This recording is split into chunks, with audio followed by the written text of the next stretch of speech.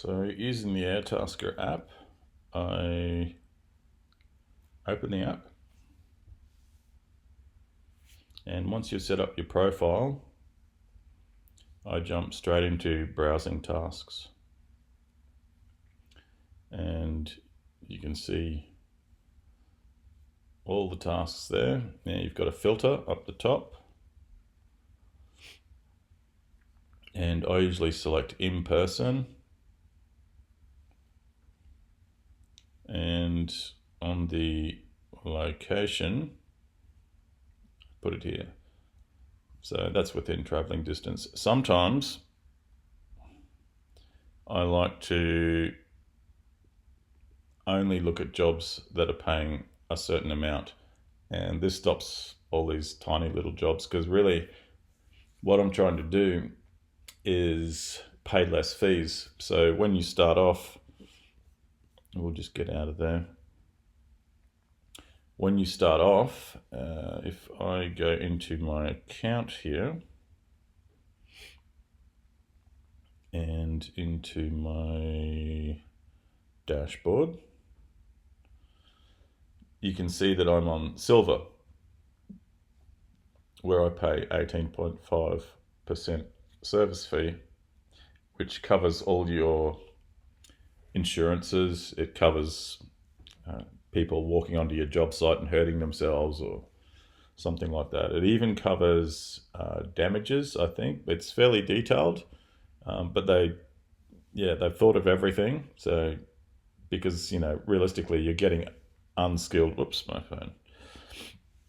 you're getting unskilled people showing up and doing jobs on your property. So the potentials for legals has all been covered by all the fees. So the client pays fees and you pay fees.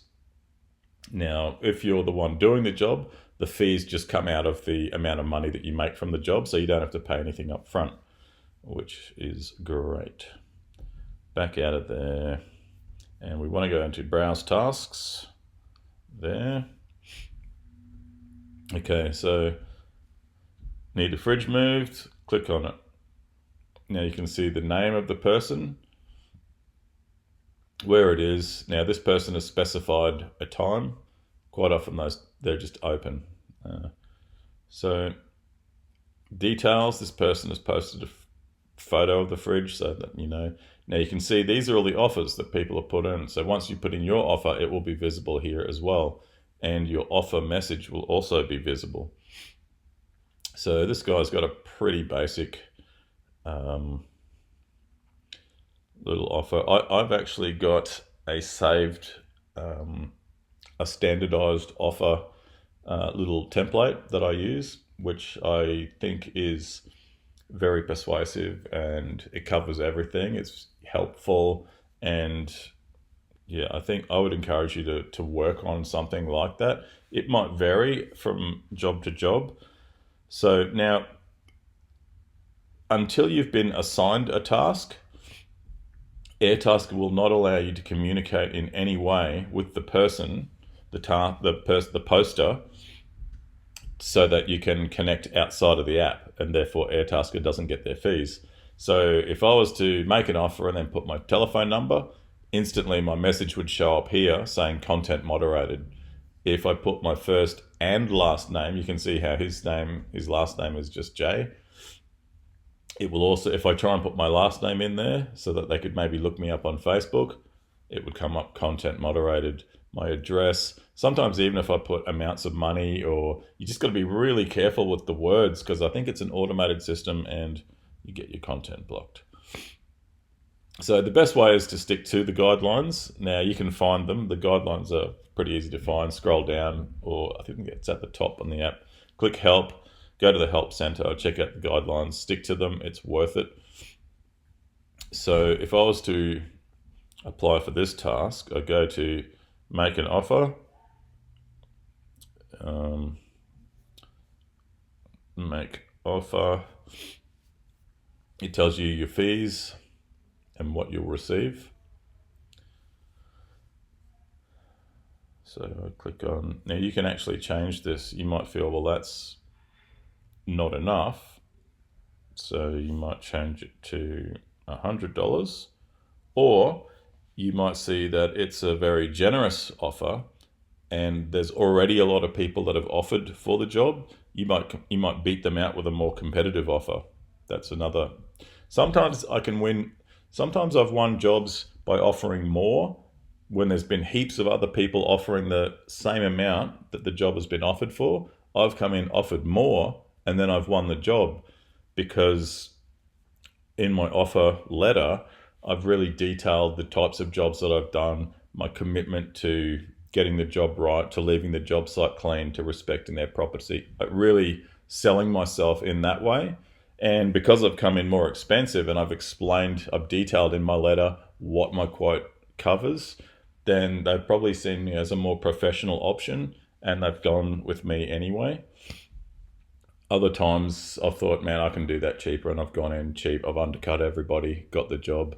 That's just how it works. So yeah, so let's just say I do 40. I go to continue. Now this is interesting. This is where you put in your details that accompany your offer. Now I actually have a template. Now you will get a template by when you first click in here and you type in hello, blah, blah, blah. And then underneath, you have update template. And if you hit on that, when you hit continue, so it'll actually save what you wrote in here. So I actually have a generic one that I've used before. Oh, it's not going to let me look at it. Hang on, let's jump back in and do this again so I can show you.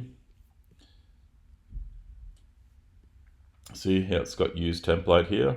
So if I click on that, and then I've got, this is a standardized spiel that I use for all offers. It details what I do. Now what I usually change in here, so name is Alex, blah, blah, blah, handyman, home renovator, all kinds of repairs, blah, blah, blah, including, and then I put whatever this task is. So this one I might put including, what was it? Furniture delivery.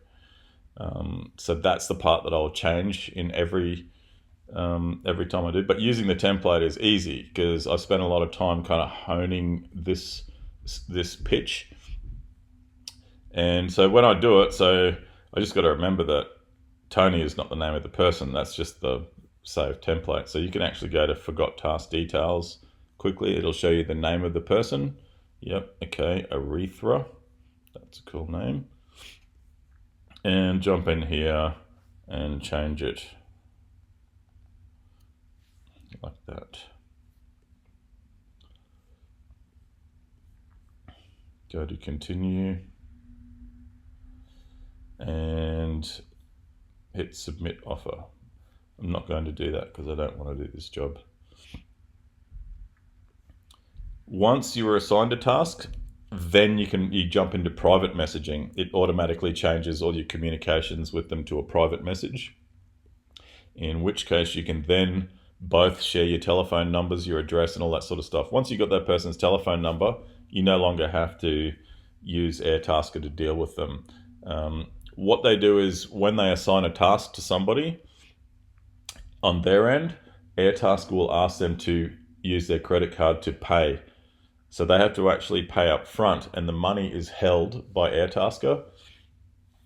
And once the job is completed, so to complete a job, let's have a look. If I go into this one, this is one that I've just been assigned. I can go to request payment. Once I request payment, then he gets a notification saying, was the job done? Was the job done satisfactory? Yes, yes, yes. He clicks release payment, then AirTasker releases the payment to me, and it goes into my bank usually the next day. The first couple of times, I think it might take 3 days, or the first time, but once your bank account knows the AirTasker payments, it'll be in there 24 hours later. So down here, you can check out all the tasks that you have on the go. These are the sorts of things I've been doing. Shed together, including building the slab. It's a tiny little one. They've already got the slab on site. That's one that I actually bid fairly high on. Here's another shed we're doing on Monday. This one I'm doing on Tuesday. This one unpaid, that's all right. That was actually a job for Lila. And these ones are completed. But yeah, I think it's a really good way to make money. Have a look at my messages. You've got all your private messages are in here. So this is where you can, as you can see, share phone numbers. But if you haven't been assigned the task and you're just communicating on that public sort of comments feed, you can't circumnavigate the system. And it's best not to anyway. So yeah, that's a little look at AirTasker.